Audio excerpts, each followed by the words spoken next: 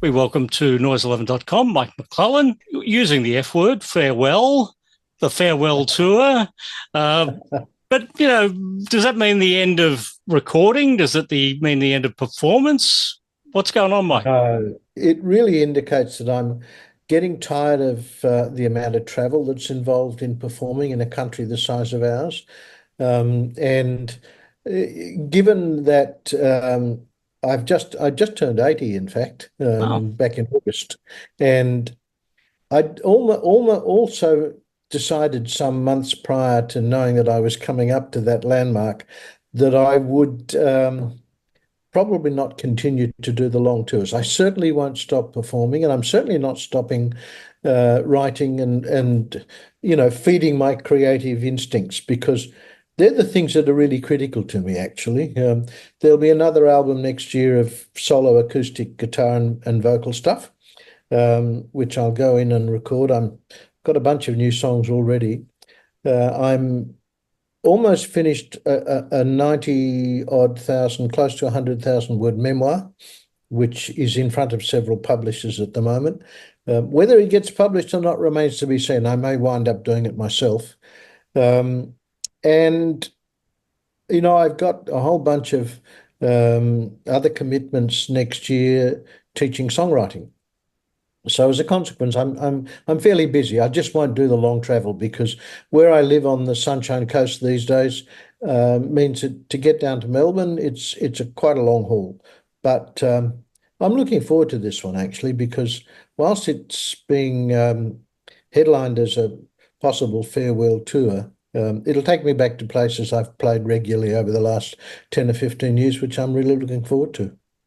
and when you say it's a long haul to get to Melbourne, you're actually closer to Melbourne than you are to Cairns, aren't you, in Queensland? Yeah, yeah, it's about halfway between, I think. I haven't been north to Cairns in a long time, and I may pick some dates out on the Queensland coast over the course of the next 12 months, but I won't do the long haul all the way in the car down to Melbourne again. I'll come down for the occasional gig, but I'll fly. I won't say you've had a very long career, but what I will say is that when Song and Danceman came out, Australia still had black and white television.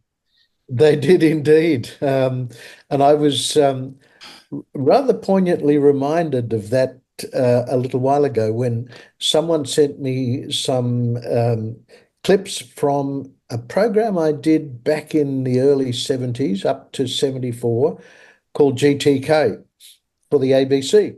And it was all black and white, of course. Oh, We didn't get color till 76, I think, did we?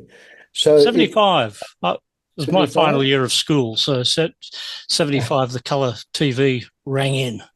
Yes, and the early days of my television career when I was working with The Sound of Music, of course, was all black and white. Before Song and Danceman, a long time before Song and Danceman, you'd already done your first performance in Sydney. I think that was probably around 1965. It was. I began in the folk clubs in Sydney in that era when, the folk clubs were thriving. The Troubadour in Double Bay in Sydney was the sort of premier folk venue, and I can remember going in there with a whole bunch of people like Marion Henderson and Danny Spooner, and Gary Shearston and people of that ilk. As a young performer doing it for the first time, and it was a very good learning experience actually because I was exposed to other good performers and it gave me an opportunity to hone my craft in those small clubs, which then proved to be very valuable when Song and Danceman took off in the early 70s. So I was a fairly accomplished performer by the time I then started to progress into doing concert halls. So when you were starting out around 1965, that was around the time Dylan was just taking off. Yeah. Paul Simon would have been in his infancy as a songwriter at that point. Were all these people influential to you at that time? Oh, they were hugely important, Paul. Paul Simon in particular.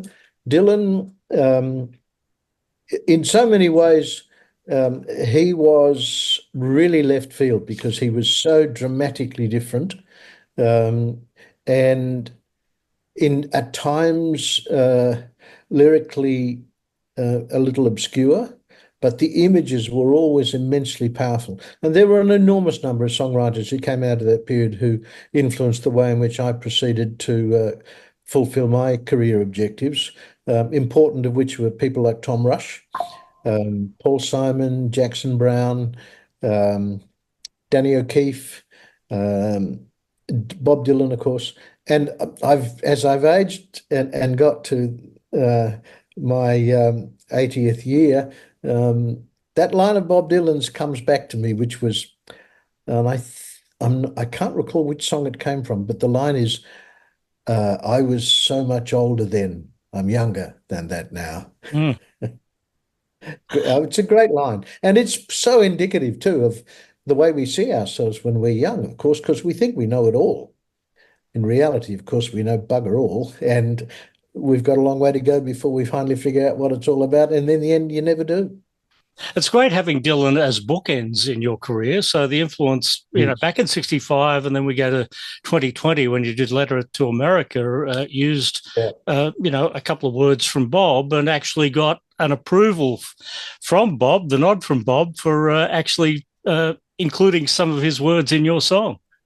Yeah, that was remarkable actually. And the thing that I found really in retrospect um, a little bit unusual is the fact that when I first wrote that song, of course, it was just prior to the election that Biden won when he fought Trump for what Trump was trying to achieve as a second presidential comeback. And at that stage, when I wrote it, I thought, oh, this will probably be relevant for the next 5, maybe 6 months, and then it'll die. There was always the assumption that Biden would probably win. And thereafter, the song would not be all that relevant. But of course, little were we to know that Trump would make a massive comeback. And um, I've continued to get some extraordinary feedback from particularly the right in America who, sent me death threats and had threatened if I ever went to America that, they'd find ways to get to me. And it's been truly extraordinary, actually, because in so many ways, the reaction by the far right in America has been indicative of a very myopic view of the rest of the world. A lot of people have assumed that I come from somewhere other than Australia, um, and um, they've also tended to see me in some respects as a sort of almost Antifa, um, because of the emotional context of that song. And in truth, of course, the song's very much about the things that influenced me and the things that I saw as a young songwriter progressing and maturing that I really enjoyed out of America. And I'd studied American politics at the university. I've been a student of American history for a long time. I've been hugely influenced by American songwriters. And whilst to some extent, some of those things that I enjoyed when I was growing up and was starting to absorb about American culture were a little blinded by particularly the racism that was going on in Southern America during the 50s, 60s, and 70s.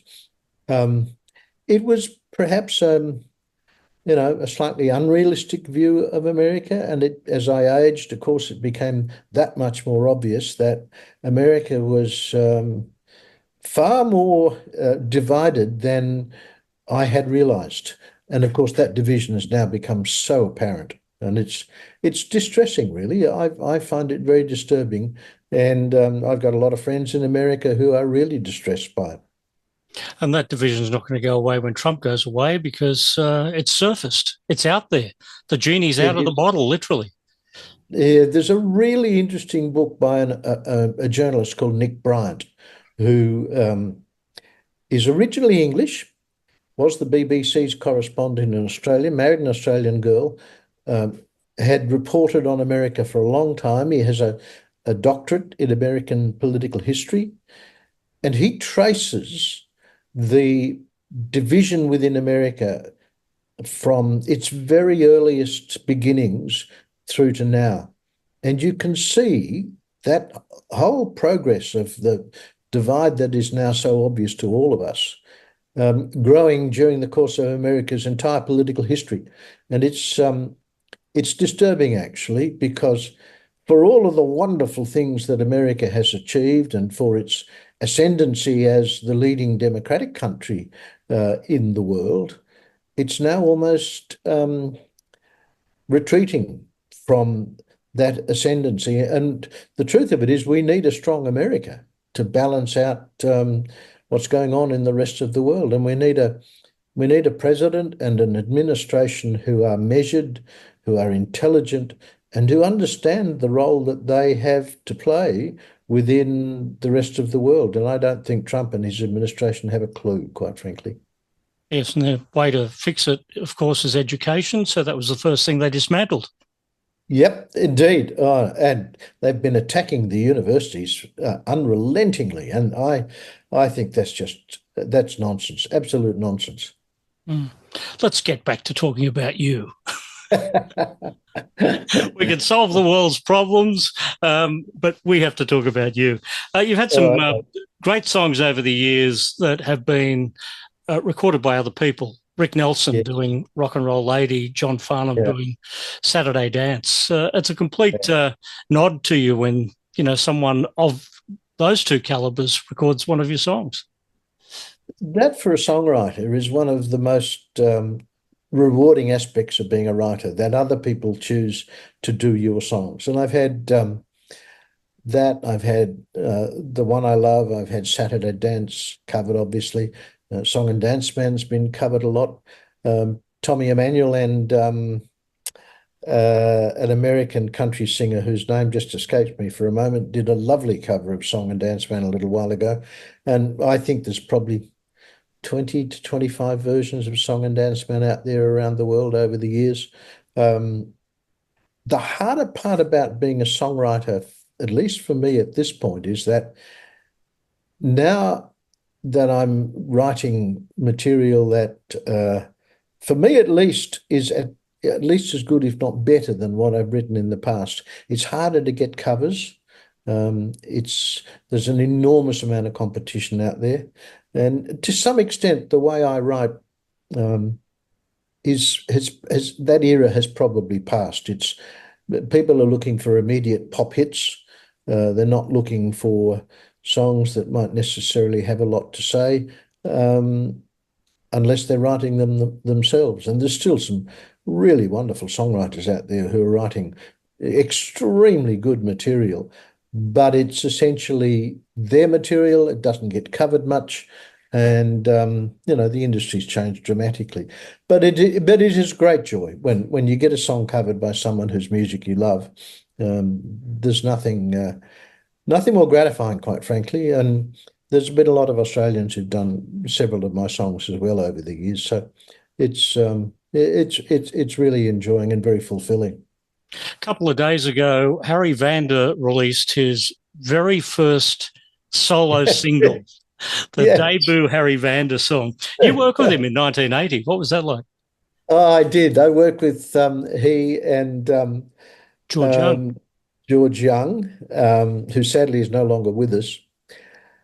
That was interesting, actually, because a lot of people said when I went to Alberts and knew I was going to work with Harry and George, oh, that's a weird choice for a bloke like you with an acoustic guitar and a bunch of sensitive songs to go and work with two of the great rock and roll pop producers in Australia.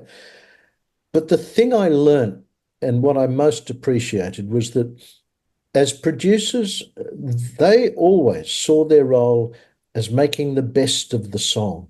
It wasn't about a particular genre. It wasn't about creating a sound that was typically Vanda and Young. It was all about getting the best out of the song and delivering what was needed for the artist they were working with. And they were terrific blokes to work with. They really were very insightful. And the great pleasure for me was that when we started to do that album, um, they came into the studio and we would set the parameters for the rhythm track, work out what the structure should be, work out what the rhythm should be, what the feel should be, and then they left me to it. So all of the stuff that then subsequently went over the top, I put together. I I valued that because they had enough confidence in me to be able to let me go for it. And there was obviously too, of course, they were busy. I mean, they were two of the busiest songwriter producers in Australia during the 60s, 70s, and 80s. And they were in demand. So they didn't have a lot of time to devote to my stuff and they let me get on with it. But they were delightful blokes. And I'm delighted to see Harry do something. He's a lovely fellow, he really is. And it was a shame when George died at a relatively young age, which left him without his wonderful songwriting partner. Mm. And the irony with Harry's new song is that under ARIA rules, he now qualifies as Best New Artist in the ARIA Awards.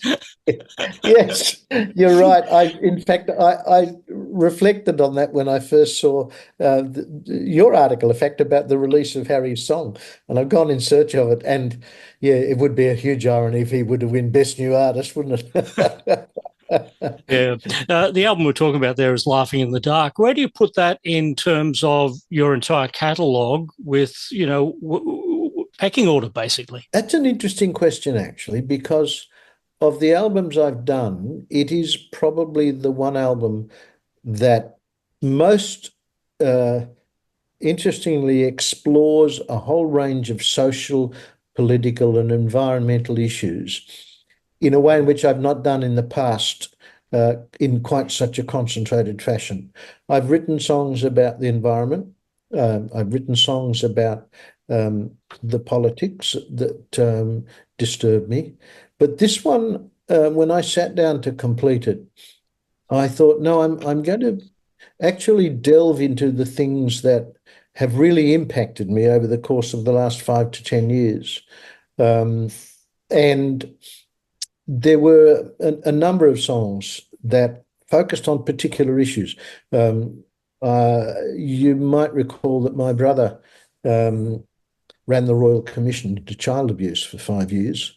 He's the now retired Justice Peter McClellan. And I recalled him talking about the huge emotional disturbances that existed within those people who'd been abused as young people, but couldn't talk about it for 25 or 30 years, and who'd been threatened with all sorts of retribution if they did when they were being abused. And I took that story and wrote a song about childhood abuse. I've got a song about internet abuse, which came out of a conversation with a family friend whose daughter was being abused on the internet. And the first song on the album, If Sorrow Should Find You, was prompted by two very emotional issues that really got to me. There was a young guitarist I worked with. Well, he wasn't that young, he was in his 40s, who'd been hugely important to the music industry in the sort of pop rock country field, a guitarist called Glenn Hanna. He played on both of the first two albums I did with Matt Fell. Beautiful player, immaculate gear, very, very professional, brilliant photographer and designer. He did all the photography and the artwork for those two albums, and tragically took his own life and left his wife with two small kids. And when I started to write that song, I had that image in my head of she being left to deal with his loss, which she didn't understand. And like a lot of people in circumstances who are left behind after someone takes their life, they don't quite understand what drove the suicide. And in many instances say they didn't see it coming. And that was her reaction. It was absolutely tragic. And in addition to which, I have a daughter who's born with cystic fibrosis. And I'd written one song about the loss of a relationship that really distressed her because the guy that she had fallen in love with walked away from the relationship, probably largely due to the fact that he couldn't cope with the fact that my daughter had a limited lifespan with cystic fibrosis, and it was unlikely she would have kids, one at most, probably. And he, in the end, I suspect, wanted more than that and walked away and left her bereft for quite a while. So that was what prompted that song. Um, I think in so many ways it's quite an emotional album. Um, and it also acknowledges the depth of the relationship I share with my partner, which has been profoundly important to me over the course of the last 12 or 13 years. I've had among the most productive, creative time of my working life over this period, and she's been responsible for a lot of that. There's a really powerful sense of emotional settlement, which I'd struggled with for a long time. And in that regard, I've delved into that and written songs about what she means to me and what we mean to each other, which has been really important, actually. So for me, it's what it does in so many ways is bring a full stop to my studio recordings, because the one album I will do next year will be just me and the acoustic guitar. I've got a bunch of new songs. I'll go in and record them, maybe the occasional guitar overdub and certainly some vocal harmonies probably, but there will be no other players involved. So that drive is still there, and the memoir is I'm still driven to write, and I will never stop being a writer. That's what I do. That's what I love. So in so many ways, as I said, behind every mask, ironically enough, when it was first released, of course, and when I first wrote that song, it was just pre-COVID. So I had no idea we'd all be wandering around wearing masks during the COVID period. And the title then became somewhat ironic after I'd decided on the words of that song. It's all your fault. Yeah, you're right. It is. Yeah. Had you not written the song, it never would have happened. Yeah, you're right. It probably wouldn't have. Yeah. Not all songs are the full length. You've got a couple of 30-second and 60-second hits along the way. What's your biggest hit in the advertising world? The one that made the most, well, there were two that made significant impact. One was the campaign I wrote for what was then called Australian Airlines, which, interestingly enough, the line that we used for that campaign was when you need to say I love you face to face, with the implication being don't pick up the phone, get on a plane. And I'd written that campaign pretty much as a song. And the first version of that campaign we put out is actually 2 minutes long, which is very long for a commercial. Certainly was in those days and still is. And it had an enormous impact, if only for the fact that along with putting out the commercial, I also put out a version of the song, the full-length song, that didn't mention Australian Airlines. And many people assumed that, Australian Airlines took Mike McClellan's song and turned it into a commercial. In fact, the reverse was true. And the other one, which got... well, there were two others that got a lot of impact, one of which was Red Rooster. And Red Rooster have come back to me on occasions and asked if they can reuse it. And I've never forgotten getting a phone call from a friend in Melbourne, actually, who rang me to say, oh, for God's sake, can't you get that bloody Red Rooster commercial off here? My 4-year-old walks around all day going, red, red, red, red, red, red, red, red, red, red, red, red rooster. That made quite an impact, and Red Rooster were a pretty happy client, I think. And the other one was Forex. I hadn't written the chorus for the 4X campaign that I did. That had been written by Mo and Joe, for whom I wrote for a couple of years, who were Mojo, of course. But they'd done one commercial opening up the campaign, and I've never forgotten Joe saying to me, "Here, look, have a crack at this." He said, I'm getting a bit stale. He said, we're starting to sound a bit the same, given that signature Mojo music was very strong, from things like Come On Aussie, Come On, to You Ought to Be Congratulated, through to Tui's, etc. So I rewrote the lyrics for the verse and the melody for the verses, and tacked on their chorus. And visually, in the commercial that was shot for it, there are 4 Australian Test cricketers all trailing each other, one after the other, hands on each other's hips, strolling up to Allan Border to get a beer. And I remember playing a concert on Dunk Island not long after that commercial had gone to air. And of course, 4X was the leading brand in Queensland. And I'm halfway through talking about that song and the story behind it, when 4 guys trundle off along the floor in front of me, in front of the stage, between me and the audience, doing exactly what was done in the commercial. And you start to think, okay, so that's made an impact. And there were a bunch of print things as well that I did over the years that wound up in the ad book.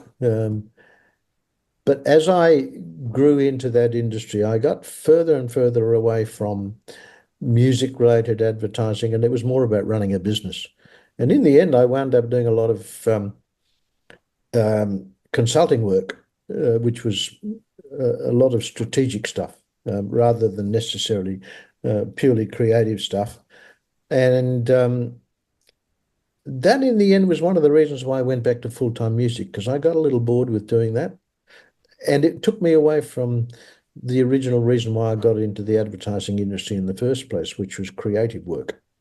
So going back to just writing for myself was a huge release in so many ways. Well, you got to 80, you're still doing it, which is Yep. quite an achievement. Thank you. I'm lucky, mate. I really am. I'm really very lucky, because my hands are still good. I don't have the arthritis that quite a number of my contemporaries have got, which makes it much harder for them to play guitar. My voice is still in really good shape. So, and I'm very healthy. I just consider myself extremely lucky that I can continue to do it. I think, for most of those of us, of my contemporaries, who can no longer do it and struggle to play or struggle to sing, it can be quite a distressing time. That'll happen eventually, of course, but at this stage, I'm still enjoying the performing. The long tours will no longer be done because the traveling's getting tiring. But I still love performing. I still love singing, and I just love playing. I mean, for me, the sheer joy of getting up on stage and playing my guitar and singing my songs is still something that I love doing, and I doubt I will ever lose that. Well, let's hope there's many more shows to come, even if they are one-offs. It's been great They to will catch be. up with you, Mike. Thanks, Paul. Delightful, mate. Cheers.